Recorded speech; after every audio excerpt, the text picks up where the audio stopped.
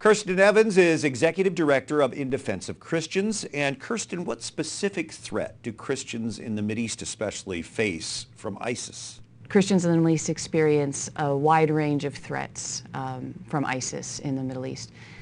As you just noted, right, we have recently watched the tragic events in Libya of the Ethiopian Christian community. These are just immigrants, they're low-wage workers, very similar to the community of Coptic Christians that were also the target of an ISIS attack and a tragic beheading earlier this year.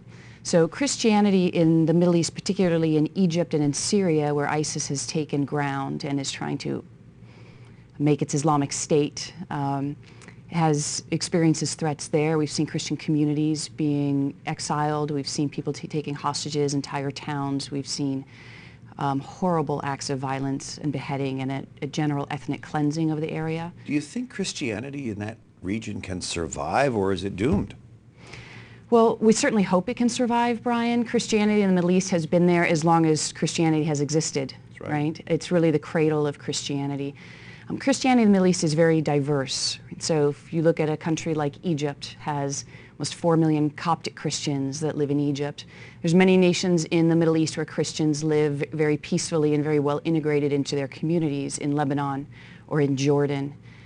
Unfortunately, the violence, the political unrest, the civil unrest of both of both Iraq and Syria have sort of allowed this vacuum of civil order, which has made it open to space for these terrorists and these fundamentalists to come in and to begin their ethnic cleansing with their particular ideology. But that ideology doesn't represent the vast majority of the population of the Middle East.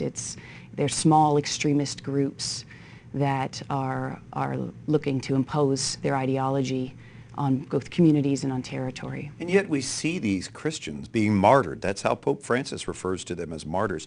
How can we express solidarity with persecuted Christians?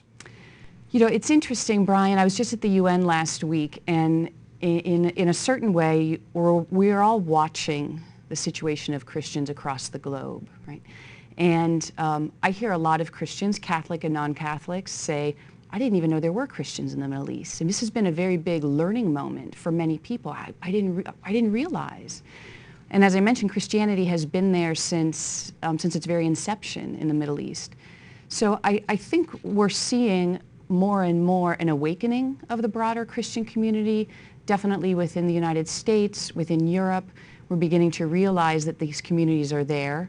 We're becoming more knowledgeable about them, and we're asking questions, well, what can we do? What can we do together? What can we do politically? What can we do humanitarian aid? What can we do within our own government structures to make sure that these questions in the protection of minority rights in these countries are being addressed? And just the willingness to do is certainly a step forward. From In Defense of Christians, Kirsten Evans.